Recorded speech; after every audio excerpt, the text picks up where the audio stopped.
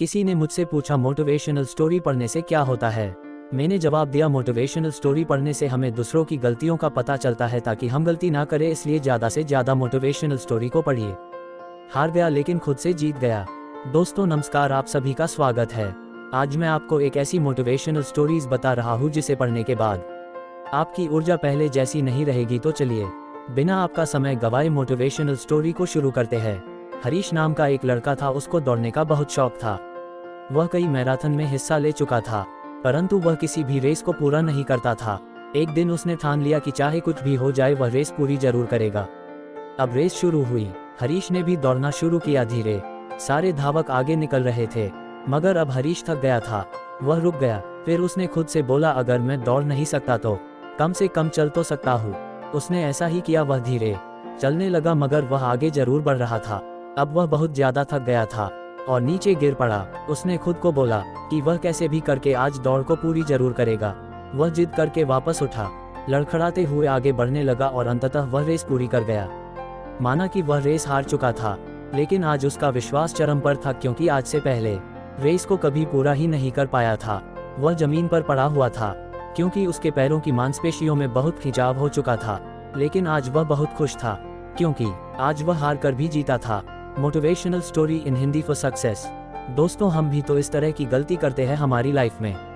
कभी भी अगर कोई परेशानी होती है तो उस काम को नहीं करते और छोड़ देते हैं। अगर आप एक स्टूडेंट हो और रोज 10 घंटे की स्टडी करते हो और किसी दिन कोई परेशानी की वजह से आप पढ़ाई नहीं करते, मगर आपको भले ही 5 घंटे मिले, पढ़ना जरूर चाहिए। हरीश की कहानी से हमें यही सीखने को मिलता है कि अगर हम लगातार आगे बढ़ते रहे तो एक दिन हम हार कर भी जीत जाएंगे। छोटे छोटे कदम बढ़ाते जाओ और आगे बढ़ते जाओ, यही सफलता का नियम है। कुछ लोग हमेशा परिस्थितियों को ही दोष देते हैं। यह मोटिवेशनल स्टोरी ऐसी है जिसको सुनकर आपकी आंखें खुल सकती है। इस कहानी को जल्दी से जल्दी शुरू करते हैं।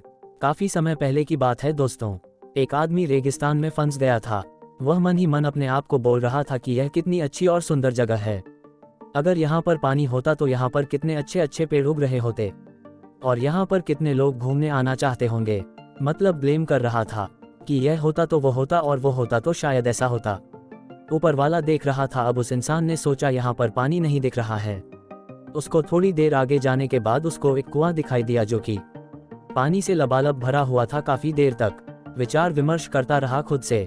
फिर बाद उसको वहां पर एक रस्सी और बाल्टी दिखाई दी। इसके बाद कहीं से एक पर्ची उड़ के आती है, जिस पर्ची में लिखा हुआ था कि तुमने कहा था कि यहाँ पर पानी का कोई स्रोत नहीं है, अब तुम्हारे पास पानी का स्रोत भी है। अगर तुम चाहते हो तो यहाँ पर पौधे लगा सकते हो। वह चला गया। दोस्तों तो ये कहानी हमें क्या सिखाती है? ये कहानी हमें ये सिखाती है कि अगर आप परिस्थितियों को दोष देना चाहते हो कोई दिक्कत नहीं है, लेकिन आप परिस्थितियों को दोष देते हो कि अगर यहाँ पर ऐसा हो और आपको वह सोर्सेस मिल जाए तो क्या परिस्थिति को बदल सकते हो। इस कहानी में तो यही लगता है कि कुछ लोग सिर्फ परिस्थिति को दोष देना जानते हैं। अगर उनके पास उपयुक्त स्रोत हो तो वह परिस्थिति को नहीं बदल सकते, सिर्फ वह ब्लेम करना जानते हैं। लेकिन हमें ऐसा नहीं बनना है दोस्तों। इस कहानी से यह शिक्षा मिलती है कि अगर आप चाहते हो कि परिस्थितियां बदले और आपको अगर उसके लिए उपयुक्त साधन मिल जाए तो आप अपना 1% योगदान तो दे ही सकते हैं। और मुझे पूरा भरोसा है कि अगर आपके साथ ऐसी कोई घटना घटित होती है, आप अपना योगदान जरूर देंगे। ये कहानी आपको अच्छी लगी होगी। अगर आप चाहते हो कि आपको ऐसी मजेदार कहानियां मिलती रहे तो आप बिल्कुल सही जगह पर है। ईमानदारी का फल आज की ये स्टोरी ईमान का ज्ञान बताएगी। तो चलिए शुरू करते हैं। काफी समय पहले की बात है। प्रतापगढ़ नाम का एक राज्य था। वहां का राजा बहुत अच्छा था, मगर राजा को एक सुख नहीं था, वह ये कि उसके कोई भी संतान नहीं थी। और वह चाहता था कि अब वह राज्य के अंदर किसी योग्य बच्चे को गोद ले, ताकि वह उसका उत्तराधिकारी बन सके और आगे की बागडोर को सुचारू रूप से चला सके। और इसी को देखते हुए राजा ने राज्य में घोषणा करवा दी कि सभी बच्चे राजमहल में एकत्रित हो जाए। ऐसा ही हुआ। राजा ने सभी बच्चों को पौधे लगाने के लिए भिन्न भिन्न प्रकार के बीज दिए और कहा कि अब हम 6 महीने बाद मिलेंगे और देखेंगे कि किसका पौधा सबसे अच्छा होगा। महीना बीत जाने के बाद भी एक बच्चा ऐसा था जिसके गमले में वह बीज अभी तक नहीं फूटा था, लेकिन वह रोज उसकी देखभाल करता था और रोज पौधे को पानी देता था। देखते ही देखते 3 महीने बीत गए। बच्चा परेशान हो गया। तभी उसकी माँ ने कहा कि बेटा धैर्य रखो, कुछ बीजों को फलने में ज्यादा वक्त लगता है। और वह पौधे को सींचता रहा। 6 महीने हो गए। राजा के पास जाने का समय आ चुका था।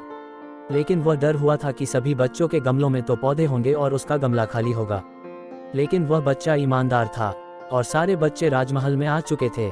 कुछ बच्चे जोश से भरे हुए थे क्योंकि उनके अंदर राज्य का उत्तराधिकारी बनने की प्रबल लालसा थी। अब राजा ने आदेश दिया, सभी बच्चे अपने अपने गमले दिखाने लगे। मगर एक बच्चा सहमा हुआ था क्योंकि उसका गमला खाली था। तभी राजा की नज़र उस गमले पर गई।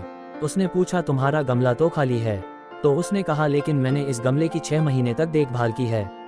राजा उसकी ईमानदारी से खुश था कि उसका गमला खाली है, फिर भी वह हिम्मत करके यहाँ आ तो गया। सभी बच्चों के गमले देखने के बाद राजा ने उस बच्चे को सभी के सामने बुलाया। बच्चा सहम गया और राजा ने वह गमला सभी को दिखाया। सभी बच्चे जोर से हंसने लगे। राजा ने कहा, शांत हो जाइए, इतने खुश मत होइए। आप सभी के पास जो पौधे हैं वो सब बंज है, आप चाहे कितनी भी मेहनत कर ले उनसे कुछ नहीं निकलेगा। लेकिन असली बीज यही था।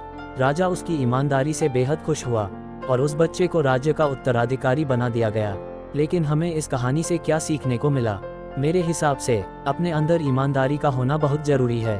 अगर हम खुद के साथ ईमानदार हैं तो जीवन के किसी न किसी पड़ाव में सफल हो ही जाएंगे, क्योंकि हमारी औकात हमें ही पता होती है। हम खुद को पागल बनाकर खुद का ही नुकसान करते हैं।